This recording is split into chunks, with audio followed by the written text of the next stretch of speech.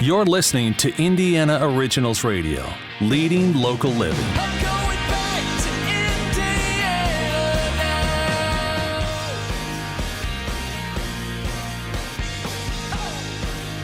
Welcome back to the first day on 93 WIBC. It is Terri, Stacy, along with my friend, an Indiana original herself, Mel McMahon. Hello, Mel. Good morning, Terri. IndianaOriginals.com. It's easy to be a member, and we're going to talk about you each and every Sunday. Exactly. Indiana Originals is bringing together original businesses to Indiana. So everyone in Indiana Originals directory is an Indiana-based business, locally owned and operated, and not part of a franchise headquartered out of state. And we have another great business owner with us via phone this morning, Curt Whitesell, broker and owner of WKRP Realestate. Thank you so much for joining us today.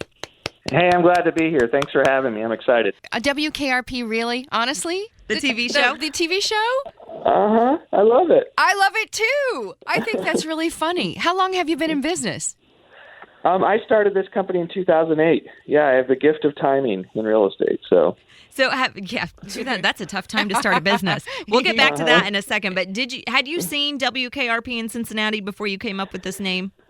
I had. I knew what it was. I couldn't have told you a single episode, but I knew what it was, absolutely. And what does WKRP stand for? So WKRP stands for Whitesell Kids Retirement Plan. And we just don't know which generation it is yet. So That's really perfect. Good. That is really good. Has it helped you having WKRP as the name of your company? Absolutely. I mean, the reason I did it was to get a second conversation with people.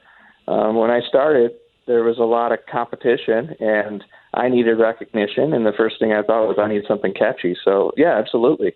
So starting your business in 2008, if people can remember what happened 8 years ago, that is a very challenging time to start a real estate company. Why did you move forward with it during that time? So I lost my job, and I had been in real estate, so it's really all I knew at that point. And I thought I could go out and just continue and sell real estate, no big deal. So I just did it out of habit and necessity, to be frank. So I hadn't looked much further beyond, well, it's just what I do, so I'm going to go continue doing it just on my own. So starting out as a realtor in 2008 with your own company, what were some of the challenges that you faced being the business owner now?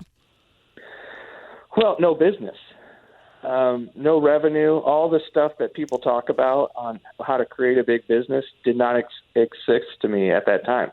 There weren't lines of credit, there was no business. There were no leads, so it was kind of a non-business time, which was scary. So how did you push through? So I pushed through because, I got a family to feed, and I knew that no one else was going to do it for me. I had sat there thinking, well, no one's calling me to buy anything, and I kind of had a aha moment that, well, shoot, this is all on me, so I better get after it. So I just busted my tail. I created practices that I'd never had before. I got really intentional on selling what I sell. And it was hard, and I went 8 months before my first sale. But I'll tell you what, in those 8 months, I learned how to build a company. I learned how to become an entrepreneur, and I learned how to really be what I think is great at what I do. What was your biggest surprise in that first year that you were in business? My biggest surprise in that first year was that nobody saw me as an expert in what I was doing. I didn't know how to communicate that Curt Whitesell is a real estate guy at all, and nobody saw me as that naturally. So my biggest surprise was how hard it was to become that in people's eyes.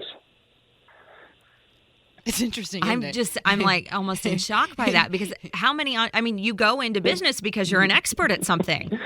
I know, and my background was I worked for a group as their real estate manager. And so I was really good, and I knew a lot of stuff, and I'd learned from the best, but I'd never gone out there and sold someone their house on what you call the retail market. I'd never gone and helped someone find a new location. So no one thought of me as that. And it was shocking to me because I knew how to do it. I knew the process.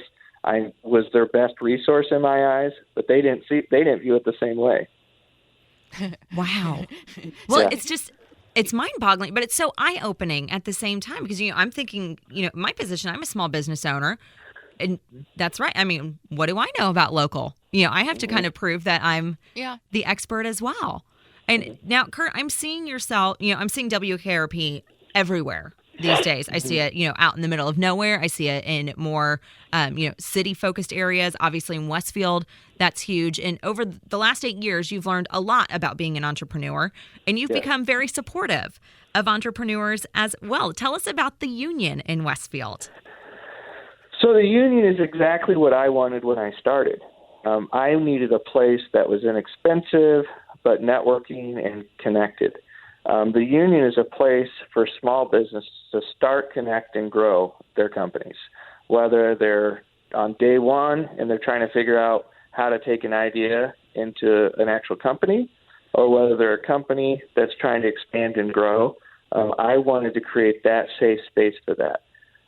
So I've got some partnerships with some great I've got sponsors, I've got Chamber of Commerce, I've got entrepreneurs, and I created a place where someone could walk in the door at any level and get the connections they need and the education to go on to the next level. Wow, that's cool. And what kind of relationships are you seeing grow there? We've had people. I've got a great example. A company, You Move Me, needed a place to basically interview to start his company, to hire staff, and he saw the union as, man, I can do that. I don't have to do a long-term commitment. And now he moved out. He's my first success story, and he moved out, and he's got a 3,000-foot facility now.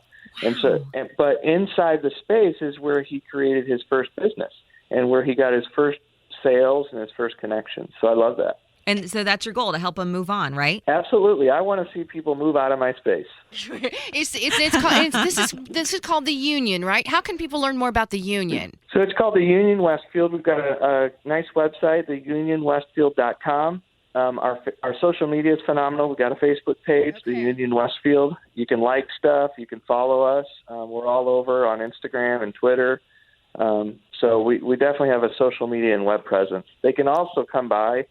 It's a 24/7 building, so if someone wants to just stop by at 136 North Union in Westfield, they're welcome to come by, wander around the place, and check it out. Okay. And it's a beautiful building, too. And what a nice addition to that, that the heart of Westfield, that downtown area, which you're seeing a lot of movement there, too.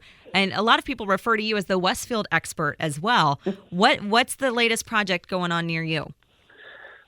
So the latest right now is we continue to work on the Park Street area, which has become like Restaurant Row.